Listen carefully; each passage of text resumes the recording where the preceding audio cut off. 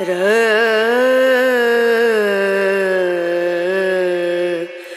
นู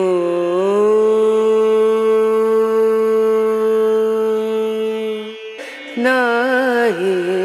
เรการที่ต้องใช้คาถาอาคมสู้บางครั้งอาจจะสู้ไม่ได้แต่เธอใช้สิ่งที่เธอมีสิ่งไม่ดีหลีกหนีกระเจิงทุกรายสวัสดีครับชาวไทยสารแหน่ทุกท่านวันนี้ผมมีเรื่องที่ผู้เฒ่าเล่าให้ฟังอยู่เรื่องหนึ่งน่าสนใจมากครับติดตามกันได้เลยครับณหมู่บ้านแห่งหนึ่งเป็นหมู่บ้านติดกับเชิงเขาใหญ่ลูกหนึ่งห่างออกไปทางทิศตะวันออกเฉียงเหนือของหมู่บ้านของผมแต่เรื่องที่เกิดขึ้นผมยังไม่เกิดนะครับตอนนั้นยังล่องลอยไปมาอยู่ครับวันหนึ่งได้เกิดเรื่องขึ้นในหมู่บ้านมีผีปอบมาเข้าสาวน้อยนางหนึ่งหมอผีประจำหมู่บ้านและหมอผีหมู่บ้านใกล้เคียงมาช่วยกันขับไล่แต่ก็ไร้ผลเพราะผีปอบตนนี้แรงมากใครมาไล่ถ้าไม่ถูกถีบหน้าอกหกเขมรตีลังกาไปก็ถูกขันน้ำมนต์ตัวเองที่เอามาไล่ผีปอบสาดคืนไป 3-4 รายแล้วครับจนไม่มีใครกล้ามาขับไล่อีกแต่สาวน้อยคนที่โดนผีเข้ากำลังแย่เพราะนี่ก็เป็นวันที่ 3แล้วที่เธอไม่ได้กินอะไรเลยและดูเธอกำลังจะตายเหมือนว่าผีตัวนี้กำลังดูดพลังชีวิตของเธอไปทีละน้อยชาวบ้านพากันปรึกษากันและเริ่มพูดถึงพรานผีเพราะถ้าพรานผีอยู่เขาน่าจะช่วยได้แต่ตอนนี้พรานผีไม่อยู่แล้วปีก่อนที่พรานผีเข้าป่าไปหาของป่าและล่าสัตว์เขาก็ไม่ได้ออกมาอีกเลยทำให้ชาวบ้านวิตกกังวลเป็นอย่างมากมองไปทางสาวน้อยที่โดนผีเข้าเธอก็นอนตาขวางหันหน้าเข้าไปฝาบ้านไม่สนใจใครพ่อแม่เข้าไปถามก็โดนตะคอกแถมพยายามจะทำร้ายชาวบ้านพากันไปช่วยก็โดนเหวี่ยงออกมาคนละทิศคนละทางไม่รู้เอาเรี่ยวแรงมาจากไหนพอชาวบ้านถามว่ามันต้องการอะไรมันก็ไม่ตอบจ้องหน้าเขม็งแล้วก็ล้มตัวลงไปนอนหันหลังให้ชาวบ้านหันหน้าเข้าฝาเรือนทุกครั้งผู้เป็นแม่นั่งน้ำตารินเพราะไม่สามารถช่วยเหลือลูกสาวตัวเองได้เข้าใกล้ยังไม่ได้เลยเกิดเรื่องแบบนี้คิดถึงพรานผีเลยเนาะชาวบ้านคนหนึ่งพูดขึ้นนั่นสิแล้วพวกเราจะเอายังไงดีทุกคนมีสีหน้าไม่สู้ดีเอาซะเลยจู่ๆก็มีหนุ่มน้อยหน้ามนที่รวมกลุ่มอยู่กับชาวบ้านก็พูดสวนขึ้นมาว่าพรานผีมีลูกสาวอยู่นี่นาพ่อของเธออาจจะสอนวิชาอาคมให้เธอก็ได้นะทุกคนนิ่งอึ้งไปทันทีแต่อีสมัยมันยังเด็กอยู่เลย18-19เองนะรุ่นเดียวกับอีแรมคือคนที่นอนผีเข้าอยู่ครับเธอกับสบายเป็นเพื่อนกันสมัยเรียนและพอโตขึ้นก็ไม่ค่อยได้เจอกันเพราะบ้านสบายอยู่ห่างออกไปจากบ้านของชาวบ้านของสบายจะอยู่กลางป่าติดเชิงเขาทางทิศตะวันออกของหมู่บ้านลองไปปรึกษามันดีไหมพ่ออีแรม แม่ของแรมพูดขึ้นกับสามีคู่ทุกข์คู่ยากของตัวเองผู้เป็นสามีมองหน้าภรรยาแล้วมองหน้าคนโน้นทีคนนี้ทีทุกคนก็พยักหน้าแกเลยพูดขึ้นดังๆว่าป่ะไปบ้านอีสบายทุกคนใช้เวลาเดินประมาณ20 นาทีได้กว่าจะถึงบ้านของสบายบ้านของสบายเป็นบ้านทรงไทยหลังค่อนข้างใหญ่เพราะตอนที่พ่ออยู่พ่อจะไปหาของป่ามาขายได้เงินทีละมากๆไหนจะเป็นหมอยาประจำหมู่บ้านอีกแม้ว่าจะรักษาฟรีแต่ชาวบ้านก็ตอบแทนหยิบยื่นให้แม้จะไม่รับพวกเขาก็จะยัดให้ใส่มือเลยครับเมื่อมาถึงทุกคนมองขึ้นไปบนบ้าน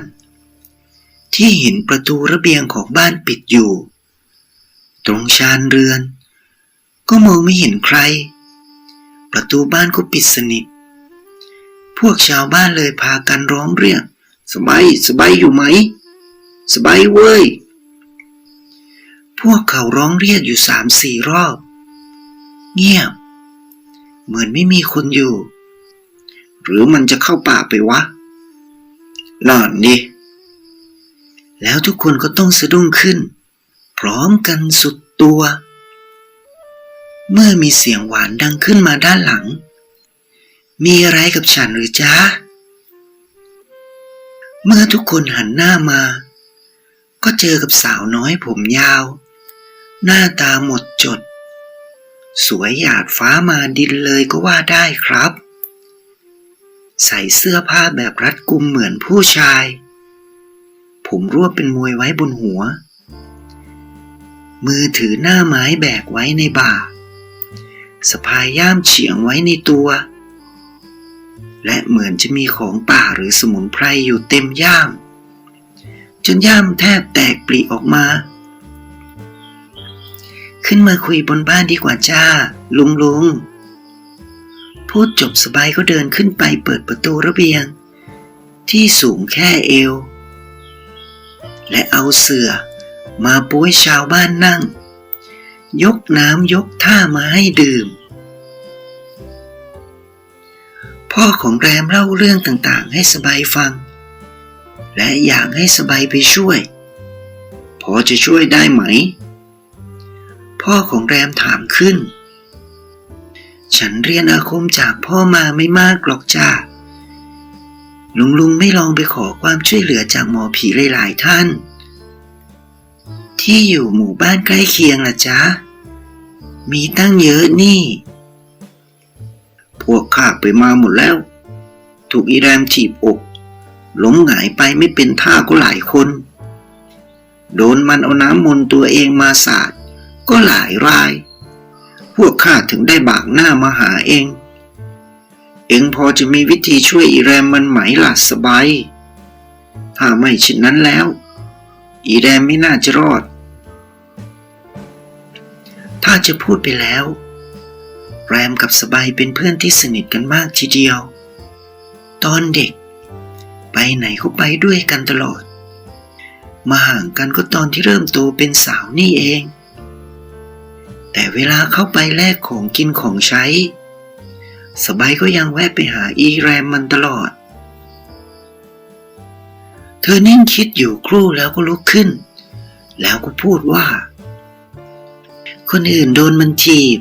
โดนมันสาดน้ำขนาดนั้นคงแรงน่าดูฉันจะลองดูก็ได้จ้ะแต่ถ้าอีแรมมันจิกหัวฉันตกพวกลุงก็ช่วยฉันหน่อยละกันรอฉันแป๊บนะจ๊ะพูดจบเธอก็เดินเข้าไปในบ้านปล่อยให้พวกชาวบ้านมองหน้ากันด้วยความกังวลใจทุกคนพากันเดินมาใกล้จะถึงบ้านของแรมพ่อของแรมก็พูดขึ้นว่าขอให้เองช่วยมันได้ทีเถอะนะข้าสงสารลูกเหลือเกินสบายมองหน้าแล้วก็พูดขึ้นว่า ฉันจะพยายามจ้ะถึงฉันจะไม่ได้เศษเสี้ยวของพ่อฉันแต่ฉันสู้ตายจ้ะทุกคนเดินตามกันมาเงียบๆจนถึงหน้าหัวกระไดบ้านทันใดนั้นก็มีเสียงตะโกนพร้อมกับเสียงหัวเราะเยาะลงมาว่าอีเด็กไม่สิ้นกลิ่นน้ำนมคิดจะมาไล่กูเหรอกูกินอีนี่เสร็จมึงคือรายต่อไป ทุกคนมองหน้ากันไปมาคนอยู่ในบ้านก็เริ่มขวัญเสียนั่งกระสับกระส่ายไปมาเตรียมหาทางหนีที่ไล่เพราะคนในสมัยนั้นกับสิ่งที่มองไม่เห็นพวกเขาจะหวาดกลัวเป็นที่สุดครับทุกคนหันมามองหน้างามๆของสบายพร้อมกันแล้วพ่อของแรมก็พูดขึ้นมาว่ากูจะพาเองมาเดือดร้อนซะแล้วล่ะสบายจ้องหน้าแล้วก็ยิ้มให้แล้วพูดว่าอะไรมันจะเกิดมันก็ต้องเกิดจ้ะแล้วเธอก็ก้าวขึ้นเดินไปอย่างไม่สะทกสะท้านใดๆเมื่อสบายเดินขึ้นมาบนเรือนก็เห็นมีชาวบ้านอยู่มากมายในบ้านจนแทบจะไม่มีที่ว่างพอเธอเดินขึ้นมาถึงชานสายตาทุกคู่ก็มองมาที่เธอถ้าเรามองผ่านสายตาทุกคู่จะมีคำถามมากมายเกิดขึ้นมาสายตาบางคู่สื่อความหมายว่าสาวน้อยหน้าตาสะสวยคนนี้เหรอจะมาไล่ผีบางสายตาก็ว่าไม่แคล้วโดนผีถีบแน่ๆและอีกหลายคำถามที่ไม่ค่อยน่าเชื่อถือเธอสักเท่าไหร่แต่สบายก็ตั้งสมาธิมั่นสร้างความมั่นใจแล้วคิดในใจตัวเองคนเดียวไปว่าหลีกไปคนสวยจะเดินแล้วเธอก็เดินผ่านทุกคนที่แหวกทางให้เธอจนถึงประตูบ้านเพื่อให้เธอเข้าไปไล่ผีปอบที่เข้าสิงแรมอยู่เมื่อเธอเดินมาถึงประตูบ้านแววผู้โดนผีเข้าสิงอยู่ก็ลุกขึ้นมาทันทีต่างจากหมอผีหลายๆคนที่มาแววจะนอนเฉยๆไม่สนใจใดๆพอลุกขึ้นมานั่งก็ชันเข่าข้างขวาขึ้นและคูเท้าซ้ายเข้ามาหาตัวกลายเป็นนั่งชันเข่าข้างหนึ่งเอามือขวาวางไว้บนเข่าขวาชี้มือข้างซ้ายมาที่สบายแล้วพูดว่ามึงอีลูกสาวพรานผีวันนี้พ่อมึงไม่อยู่กูจะได้กินอีนี่ไวๆแล้วไปกินมึงต่อท่านเป็นใครกันทำไมมาทำร้ายชาวบ้านล่ะสบายถามเงียบไม่มีคำตอบใดๆนอกจากสายตาที่มองมาทางสบายอย่างแข็งกร้าวเอาเรื่องท่านต้องการอะไรหรือฉันจะให้ชาวบ้านหาให้แต่ท่านต้องออกจากร่างของอีแรมมันนะสบายพูดขึ้นอีกมันไม่ตอบจ้องหน้าของสบายยังกะจับกินเลือดกินเนื้อเลยครับสบายไม่พูดอะไรต่อเธอล้วงมือเข้าไปในย่ามหยิบห่อผ้าขาวที่ห่ออะไรไว้ข้างในเป็นกระจุกเท่ากำปั้นเธอแกะมันออกมาหยิบแล้วหว่านมันไปที่คนโดนผีเข้าทันทีมันคือข้าวสารเสกครับเมื่อข้าวสารเสกกระทบร่างกายของแววทุกคนลุ้นระทึกว่าแววจะต้องร้องโอดโอย และดิ้นทุรนทุราย แต่สิ่งที่ทุกคนเห็นก็คือ แววก้มหน้าลงมองข้าวสารสีขาวที่ตกกระจัดกระจายอยู่รอบๆตัวของเธอแล้วหัวเราะออกมาเป็นเสียงผู้ชายแหบห้าว ฟังแล้วหน้าขนลุกเพราะที่หัวเราะไม่ใช่เสียงของอีแวว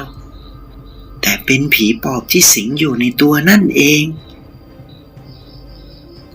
ทุกคนที่นั่งเฝ้าอีแววอยู่ใกล้ๆเริ่มขยับถอยห่างเพราะเสียงหัวเราะห้าวต่ำนั้นมันน่าสยดสยองยิ่งนักสบายล้วงเข้าไปในย่ามอีกครั้งล้วงเอาเชือกหวายที่ผ่าแล้วถักเป็นเชือกวงกลมม้วนอยู่ในย่ามออกมาคลี่ดึงให้เหยียดตรงยกขึ้นบริกรรมคาถาจนครบบทแล้วเดินเข้าไปใกล้อีแววผีสิงยกหวายขึ้นหวดเบา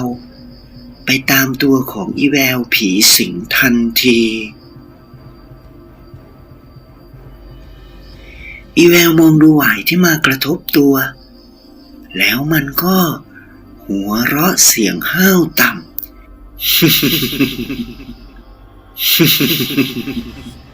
อย่างเยาะเย้ยสบายเริ่มคิดถึงพ่อเพราะว่าผีปอบที่เธอมาไล่มันไม่ธรรมดามันไม่กลัวข้าวสารเสกมันไม่กลัวหวายอาคมแล้วเธอจะทำยังไงดีพ่อจ๋าบอกหนูทีพ่อบอกหนูทีถ้าหนูปราบมันไม่ได้ชาวบ้านเดือดร้อนแน่ๆจ้ะเธอคิดยังไม่จบดีเลยสิ่งที่ทุกคนไม่คาดคิดก็เกิดขึ้นเมื่ออีแววจับหมับขวาแส้หวายลงอาคมไว้แน่นแล้วกระชากอย่างแรงจนสบายเซถลาพาร่างอันผิวงามของเธอไปชนกับผนังบ้านอย่างแรงหวายอาคมหลุดไปอยู่ในมือผีที่สิงอีแววสบายร้องโอ้ยขึ้นมาอย่างลืมตัวพร้อมกับสุดลงไปนั่งคุกเข่ากับพื้นอย่างเจ็บปวดชาวบ้านพากันลุกฮือขึ้นบางคนก็จะวิ่งไปพยุงสบายอีกหลายคนวิ่งออกมาจากในบ้านอย่างขวัญเสียเลยครับผีในร่างของอีแรมลุกขึ้นหัวเราะเสียงห้าวห้าว อย่างผู้มีชัยเดินก้าวเข้าไปหาสบายช้าๆหวดหวายที่อยู่ในมือแรงไปมาแล้วชี้หน้าผู้คนที่จะวิ่งเข้าไปช่วยสบายจนทุกคนต้องหยุดและค่อยๆถอยหลังห่างออกมาเพราะความหวาดกลัวครับสบายเอามือซ้ายกุมไหล่ขวาบีบไปมาเพราะเจ็บที่ไหล่ขวากระแทกกับผนังบ้านอย่างแรงผีในร่างของอีแรมก้าวเดินเข้าไปหาสบายช้าๆพอได้ระยะมันก็ยกหวายขึ้นเตรียมหวดหวายอาคมไปที่สบายเพื่อให้เธอเจ็บปวดรวดร้าวโทษฐานไม่เจียมตัวคิดมาขับไล่มันหวายอาคมยังไม่ทันได้แหวกอากาศลงไปตามที่มันต้องการมันก็ต้องหยุดชะงักแล้วถอยหลังออกมาก้าวหนึ่งอย่างลืมตัวเมื่อสบายหันหน้ามาจ้องมองมันแต่ในตาของสบายนั้นเหมือนมีอำนาจอะไรอย่างหนึ่งที่มันต้องกลัวเกรงทำให้มันลืมตัว ถอยหลังออกมาและหยุดชะงักอยู่ครู่หนึ่งในเมื่อมึงต้องการแบบนี้มึงก็ต้องเจอกับกูสบายลืมตัวพูดขึ้นตาแข็งกร้าวจนชาวบ้านนึกหวาดกลัวสบายเพราะในตาที่จ้องมองไปที่ผีสิงร่างของอีแรมนั้นมันมีอำนาจเหนือกว่าตามนุษย์ธรรมดาที่พวกเขาเคยเห็นเลยครับผีที่สิงร่างของอีแรมเริ่มหวาดหวาดในตัวของสบายมันมองดูสบายอยู่ครู่แล้วก็หัวเราะขึ้นมา พูดขึ้นว่ามึงจะทำอะไรกูได้อีเด็กน้อยสบายกัดกรามแน่นแล้วพูดออกมาว่าเดี๋ยวมึงก็รู้จะหาว่าคนสวยอย่างกูไม่เตือนพูดจบเธอก็ล้วงเข้าไปข้างๆย่ามของเธอตรงกระเป๋าที่แยกออกมาต่างหากที่อยู่ข้างนอกย่ามเธอหยิบเอาก้อนกลมๆที่ห่อพันด้วยด้ายสีขาวจนกลมดิกออกมาก้อนหนึ่งเธอยกมันชูขึ้นแล้วก็บอกว่ามึงต้องเจอนี่ไอ้ริยำเมื่อผีในร่างของแรมเห็นมันก็ผงะไปนิดนึงก่อนที่จะหันหลังเตรียมวิ่งลงเรือนไปสบายปาก้อนกลมๆใส่มันทันทีแต่ช้าไปเพราะมันกระโจนไปข้างหน้าก้อนกลมๆนั้นก็เลยไปถูกฝาบ้านแทนกลิ้งคลุกๆไปในพื้นบ้านสบายตะโกนเสียงดังว่าจับมันไว้แต่ชาวบ้านแตกคือวิ่งกันลงเรือนไปหมดไม่มีใครกล้าเข้าไปจับผีที่สิงร่างของแรมเลยเมื่อเห็นเหตุการณ์เป็นแบบนั้นสบายคิดได้อย่างรวดเร็วก่อนที่มันจะวิ่งลงเรือนหนีเข้าป่าไปเธอล้วงมือเข้าไปหยิบเอาก้อนกลมๆนี้ออกมาอีกเป็น10 ก้อนเต็มกำมือเลยครับแล้วก็ปาใส่ร่างของผีที่สิงอยู่ในแรมทันทีคราวนี้ไม่พลาดครับต่อให้มันหลบเหมือนแมทริกซ์ก็ไม่มีผลเพราะก้อนกลมๆสีขาวกระจายไปทั่ว3-4 ก้อนกระทบเข้าข้างหลังของมันอย่างจังได้ผลผีปอบที่สิงร่างของแรมมันร้องเสียงโหยหวนอย่างเจ็บปวดฟุบหน้าลงกับพื้นสงบนิ่งไปทันทีพ่อแม่ของแรม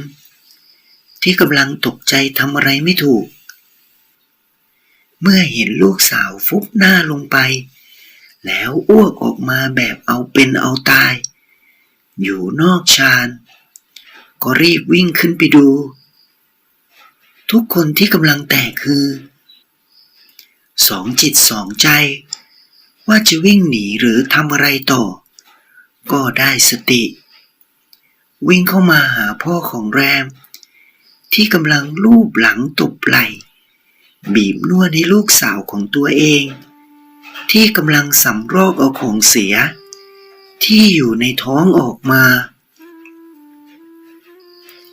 สิ่งที่ทุกคนเห็นก็คือลิ่มเลือดสีดำแล้วก็มีแมลงตัวเล็กๆไม่มีปีกเหมือนดักแด้ของตัวไหมกลาดเกลื่อนพื้นบ้านไปหมด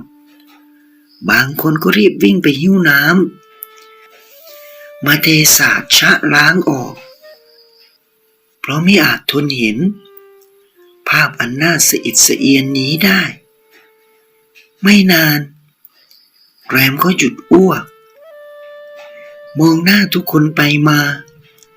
และมองหาสบายแล้วพูดขึ้นว่ากูนึกว่าจะไม่รอดเสียแล้ว เพราะตอนที่มันสิงกูอยู่ กูรู้ตัวตลอดเวลาเลยนะ แต่ทำอะไรไม่ได้เรี่ยวแรงมันไม่มี ขอบใจนะอีสบายสบายเดินเข้าไปหาแรมแล้วบอกให้คนที่อยู่รอบๆจัดหมากพลูมาให้3 คำพอได้สบายก็กำใส่มือขวายกขึ้นบริกรรมคาถาเสกเป่าไปที่หมากพลูทั้ง3 คำนั้นยื่นให้พ่อของแรม2 คำพูดขึ้นกับแรมว่ามึงพอมีแรงจะเคี้ยวหมากนี้ไหมแรมพยักหน้าสบายป้อนคำหมากให้แรมเคี้ยวแล้วพูดต่อว่าก่อนนอนมึงเคี้ยวอีกคำหนึ่งตอนเช้าอีกคำนะมึงแรมพยักหน้าเมื่อเหตุการณ์สงบลงทุกคนก็พาแรมไปนอนอยู่ที่นอนของเธอและสบายก็ตามเก็บลูกกลมๆขาวๆของเธอเอามาใส่ไว้ที่เดิมแต่แปลกอย่างเดียวเธอบอกทุกคนว่าห้ามช่วยเก็บเธอจะเก็บเองทุกคนก็งงแต่ก็เชื่อฟังครับพอเก็บได้ครบตามจำนวนสบายก็ยกมือไหว้ลาพ่อแม่ของแรมและชาวบ้านบอกจะกลับบ้านแล้วแต่พอจะเดินลงบันไดบ้านพ่อของแรมก็ร้องตามหลังเธอมาว่าเดี๋ยวก่อนสบายข้าขอของดีไว้คุ้มตัวอีแรมหน่อยสบายหยุดและเดินกลับมาหาแรมพร้อมส่งลูกกลมๆที่พันด้วยด้ายขาวไว้จนมิดยื่นให้แรมแล้วพูดว่าเอาไว้ข้างตัวนะอย่าเอาไว้บนหัวห้ามพ่อกับแม่จับด้วยนะจ๊ะแรมจับได้คนเดียวจ้าพอเธอจะเดินลงเรือนก็ต้องหยุดชะงักอีกเพราะมีหลายเสียงเรียกถามมาว่าอีสบายมันคืออะไรมึงบอกกูได้ไหมพวกกูอยากรู้และก็อยากได้มาห้อยคอสบายสะอึกนิดนึงแล้วบอกว่าห้อยคอไม่ได้จ้ะลุงจ๋าเอาเป็นว่าถ้ามีเรื่องเดือดร้อนอะไรก็ไปหาฉันได้นะจ๊ะฉันกลับแล้วจ้ามาถึงตอนนี้ผมขอบอกผู้ฟังไว้เลยนะครับว่าผมกับไอ้ชาก็ถามผู้เฒ่าว่ามันคืออะไรอ่ะเพราะพวกผมก็อยากจะรู้และพวกผมก็รู้แล้วเรื่องนี้จบผมจะกระซิบบอกนะครับเพราะผู้เฒ่าบอกว่า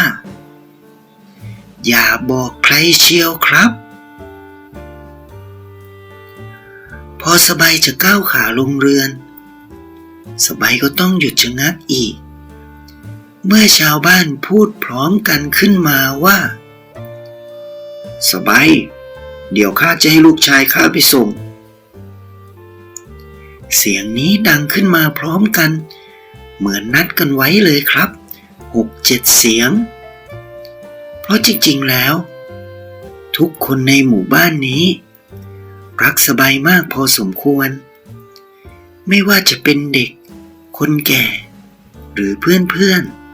ๆถ้าเป็นหนุ่มๆด้วยแล้วสบายคือไอดอลของหนุ่มๆทุกคนเลยครับเมื่อเจอคำถามพร้อมกันขนาดนั้นสบายถึงกับหน้าแดงเลยครับแต่เธอก็ยิ้มให้ทุกคนแล้วก็ตอบว่าไม่เป็นไรจ้าลุงหนูเกรงใจแล้วเธอก็เดินกลับบ้านไปด้วยจิตใจอันเป็นสุขผู้เฒ่า ที่ทนการเซ้าซี้ของผมกับไอ้ชาขณะที่ยังเล่าเรื่องไม่จบเลยต้องเฉลยให้พวกผมกับไอ้ชาฟังว่าก้อนกลมๆขาวๆพันด้วยด้ายสีขาวไว้จนแน่นมันคืออะไรกันแน่ท่านเลยเฉลยว่ามันก็คือผ้าสิ้นติดฤดูของสบายเองครับเพราะถ้าเป็นของดำของต่ำอะไรก็แล้วแต่มันจะกลัวฤดูผู้หญิงมากครับเพราะทำให้เสื่อมหลายอย่างเลยครับถ้าเป็นผู้ชายเล่นของยิ่งต้องระวังจุดนี้สบายรู้ดีเลยเอามาเก็บไว้เป็นอันติไม้ตายปราบพวกอันธพาลที่คิดว่าเจ๋งๆยังไงล่ะครับเมื่อฟังจบผมกับไอ้ชาก็เดินกลับบ้านและมองหน้ามองข้างไปตามบ้านต่างๆผมก็เห็นไอ้ชาทำเหมือนผมก็เลยพูดขึ้นว่าอย่าบอกนะว่ามึงมองหาผ้าสิ้นติดฤดูอ่ะพวกผมมองหน้ากันแล้วก็หัวเราะครับท่านผู้ฟังเคยได้ยินได้ฟังเรื่องแบบนี้ไหมครับถ้ามีก็แชร์กันได้นะครับมาร่วมเป็นส่วนหนึ่งของช่องไทยสารแนกดติดตามได้ที่นี่เลยครับสำหรับวันนี้สวัสดีครับ